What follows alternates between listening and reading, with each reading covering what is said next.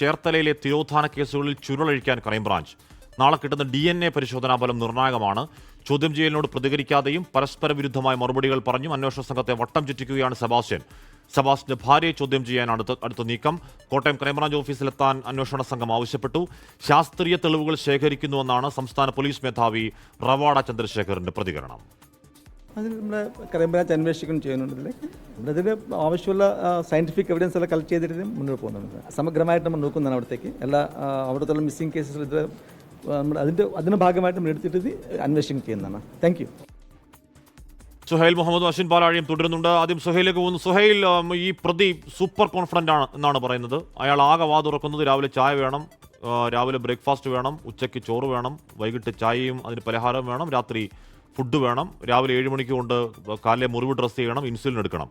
അതല്ലാതെ കേസുമായി ബന്ധപ്പെട്ട ചോദ്യങ്ങൾക്ക് അയാൾ ഒരു പരിഹാസ ചിരിച്ചിരിക്കുന്നു എന്നാണ് പോലീസ് പറയുന്നത്. പോലീസ് തന്നെ പറയുന്നത് ഇയാൾ പ്രകടിപ്പിക്കുന്നത് അസാധാരണമായ ആത്മവിശ്വാസമെന്നാണ്. ആത്മവിശ്വാസത്തിന്റെ അടിസ്ഥാനം എന്താണെന്ന് പോലീസിന് പിടികിട്ടുന്നുണ്ടോ സുഹൈൽ?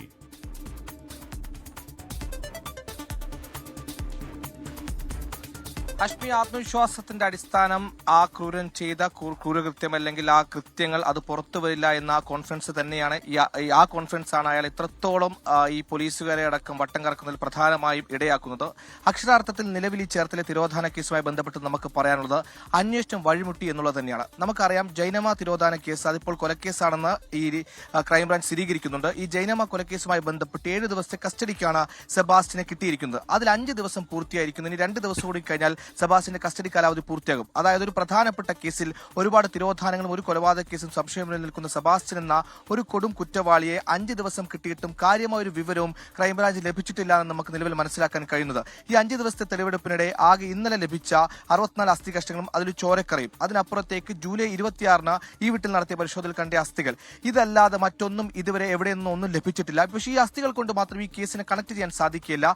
ഈ അസ്ഥികൾ ആരുടേതാണെന്ന് സ്ഥിരീകരിക്കുന്നത് അതിന് DNA പരിശോധനാ ഫലം വരും. അത് സ്വാഭാവികവും സാങ്കേതികമായി സമയമെടുക്കുന്ന പ്രോസസ്സാണ്. അതുകൊണ്ട് തന്നെ ഈ തിരോധാന കേസുകൾ സംശയിക്കുന്ന ഈ പറയുന്ന ബിന്ദുവിന്റെയും ഐശ്വര്യയും സിന്ധുവിന്റെയും ഒപ്പം ജൈനമ്മയുടെ ഒക്കെ ബന്ധുക്കൾ DNA സാമ്പിളുകൾ ശേഖരിച്ചിട്ടുണ്ട്. അതും ഇതും വെച്ച് നോക്കിയാൽ മാത്രമേ ഈ അസ്ഥികൾ അവരുടേതാണെന്ന് സ്ഥിരീകരിക്കാനാവുകയുള്ളൂ. മറിച്ചാണെങ്കിൽ അത് കൂടുതൽ സങ്കീർണമാകും. ഇവിടെ നിന്ന് ലഭിച്ച അസ്ഥികൾ അവരുടേതെന്ന് മനസ്സിലാക്കും. നിലവിൽ ഈ പോലീസിനെ സംബന്ധിച്ച് അല്ലെങ്കിൽ ക്രൈംബ്രാഞ്ചിനെ സംബന്ധിച്ച് ഈ കേസിൽ അന്വേഷിക്കേണ്ട കാര്യങ്ങൾ ഈ കാണുന്ന നമ്മൾ ഇപ്പോൾ അറിയുന്ന സംശയമുന്നയിലുള്ള ഈ തിരോധാനങ്ങൾക്ക് സെബാസ്റ്റ്യനുമായി ബന്ധമുണ്ടോ എന്നുള്ളതാണ്.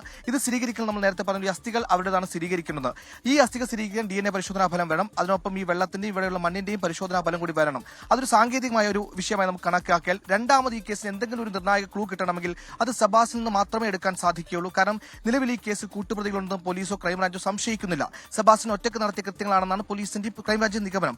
ഈ ക്രൈംബ്രാഞ്ച് ഈ നിഗമനത്തിൽ നിൽക്കുമ്പോൾ എന്തെങ്കിലും ഒരു വാർത്ത അല്ലെങ്കിൽ എന്തെങ്കിലും ഒരു ഉത്തരം ലഭിക്കുന്നത് സെബാസ്റ്റ്യന്റെ വായിൽ നിന്നാണ്. പക്ഷേ ഇന്നലെ അടക്കം ഈ വീട്ടിൽ ഇത്രയും അസ്ഥി കഷ്ണങ്ങളും ചോരക്കറകളും കണ്ടെത്തിയ ദിവസം ഈ വീടിന് നമ്മൾ പുറകിൽ കാണുന്ന ഈ വീടിന്റെ അകത്തളത്തിരുത്തി ചോദ്യം ചെയ്തപ്പോൾ പരമാവധി മാനസിക സമ്മർദ്ദം ചെലുത്തിയാണ് ചോദ്യം ചെയ്തത്. അപ്പോഴും ഒരു വരി പോലും ഈ പറയുന്ന സെബാസ്റ്റ്യൻ പുറത്തു പറഞ്ഞിട്ടില്ല.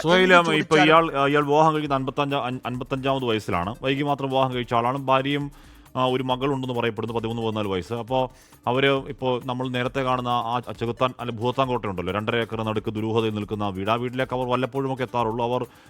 അവർ മറ്റേതോ സ്ഥലത്താണെന്ന് പറയുന്നു. എന്തുകൊണ്ടാണ് ഭാര്യയെ നോട്ടീസ് നൽകി വിളിച്ചു വരുത്താനുള്ള ക്രൈംബ്രാഞ്ചിന്റെ തീരുമാനം? എന്തുകൊണ്ടാണ് ഇവരെ ഒരുമിച്ചിരുത്തി ചോദ്യം ചെയ്യാനുള്ള ആലോചന സുഹൈൽ?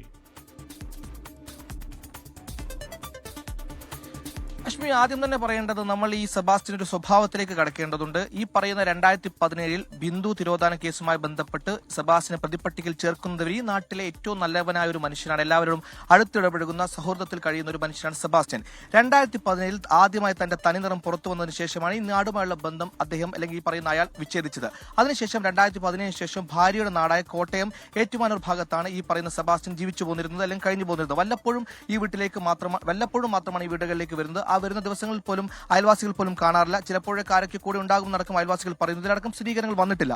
അപ്പോൾ ഈ പറയുന്നത് പോലെ ഭാര്യയെ കൂടിയിരുത്തി ചോദ്യം ചെയ്യുക എന്നതിന്റെ പ്രധാന കാരണം ഈ പറയുന്ന സെബാസ്റ്റ്യനെ മാനസിക സമ്മർദ്ദത്തിലാക്കുക എന്നുള്ളതാണ്. നമ്മൾ നേരത്തെ പറഞ്ഞ ആവിശ്വസനീയമായ ആത്മവിശ്വാസമുള്ള സെബാസ്റ്റ്യൻ വളരെ ഇമോഷണലി ഭയങ്കര സ്റ്റേബിൾ ആണെന്നുള്ളതാണ് പോലീസിന്റെ ഉദ്ദേശം. അത് ഭാര്യ കൂടിയിരിക്കുമ്പോൾ അത് എന്തെങ്കിലും മാറ്റം ഉണ്ടാകുമെന്ന ഒരു പരീക്ഷണമാണ് പോലീസ് നടത്തുന്നത്.